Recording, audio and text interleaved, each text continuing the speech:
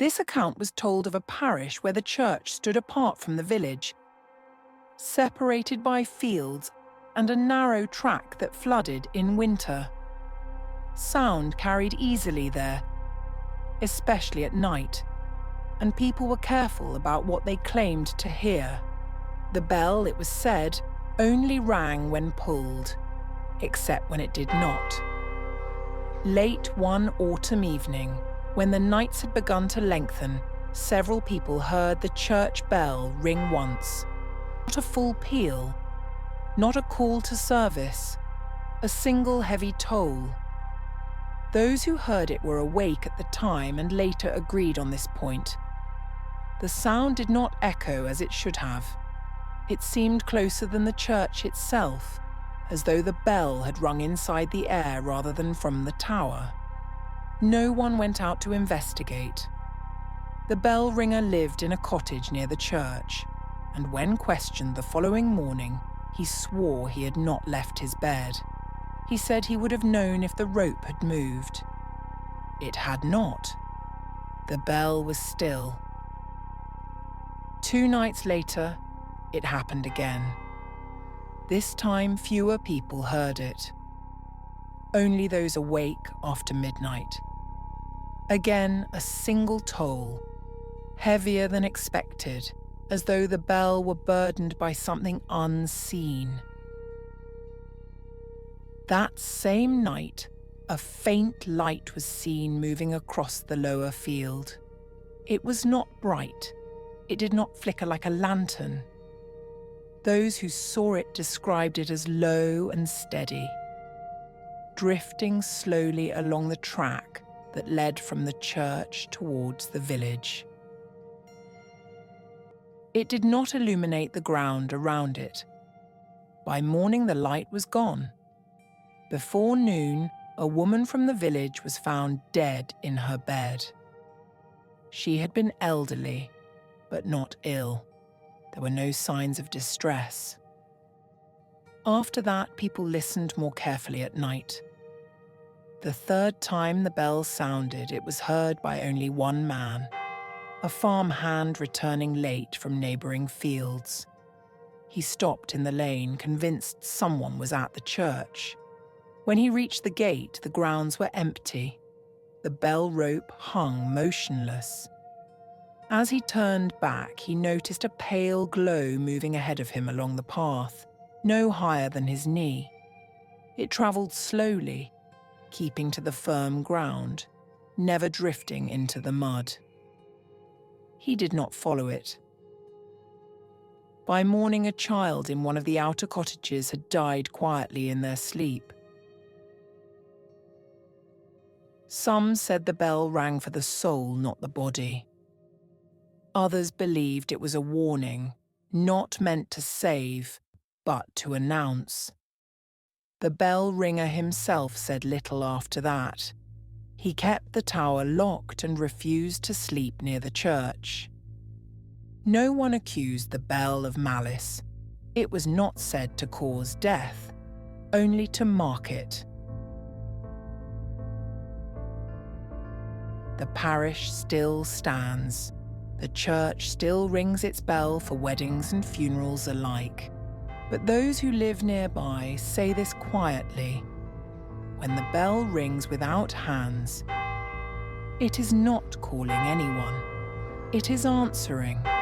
And the sound is not meant for the living, only for those who are already on their way.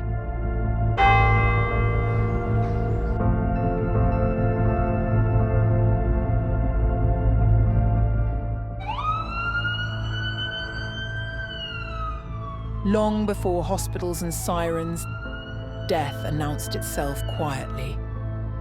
Sometimes it came as a sound no one else could hear.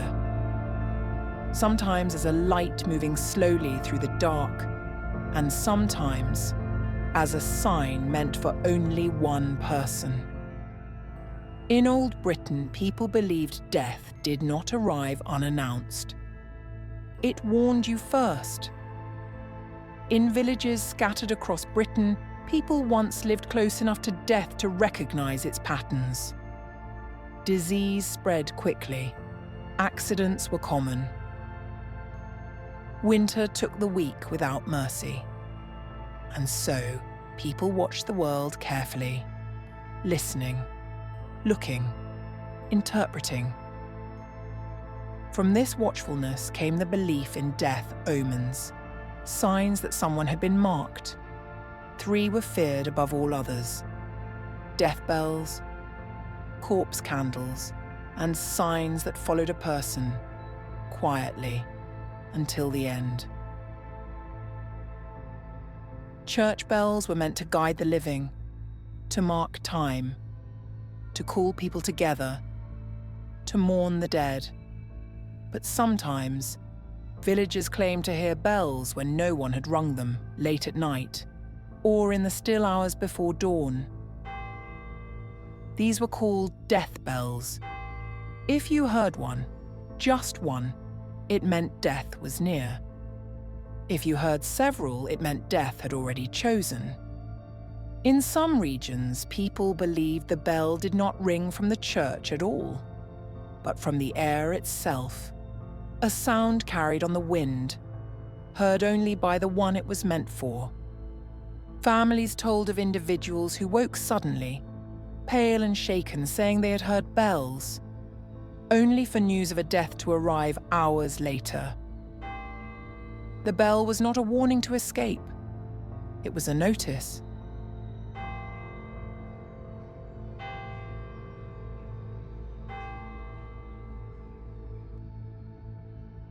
In the marshes of Wales and the west of England, people feared a very different sign. At night, small lights were said to appear, moving slowly just above the ground. These were known as corpse candles. Unlike wandering lights or will-o'-the-wisps, corpse candles followed paths, the exact routes a funeral procession would later take. If the light was tall, the dead would be an adult. If it was small, a child.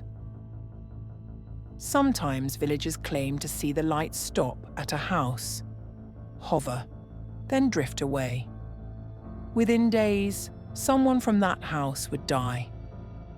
People did not chase corpse candles. They did not call out to them. To see one was to witness death rehearsing its journey, and once seen, the path could not be changed. Some signs were not seen in the distance. They followed you. A mirror cracking without reason. A clock stopping at the same hour someone later died.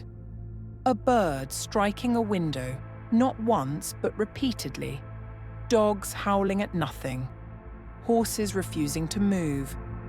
Candles extinguishing themselves. These signs were not dramatic. They were subtle, and that made them worse. Because they could not be argued with. If you were marked, there was nothing to fight, no enemy to face, only time. These omens were not meant to cause panic. They were a way to make sense of a world where death arrived without explanation. They gave shape to fear and comfort to grief. Today, we no longer watch the dark the way they once did. But sometimes in the quiet hours, people still hear things they cannot explain. A sound, a light, a feeling that lingers too long. Perhaps the signs never left. Perhaps we simply stopped listening. In the old stories, death did not knock.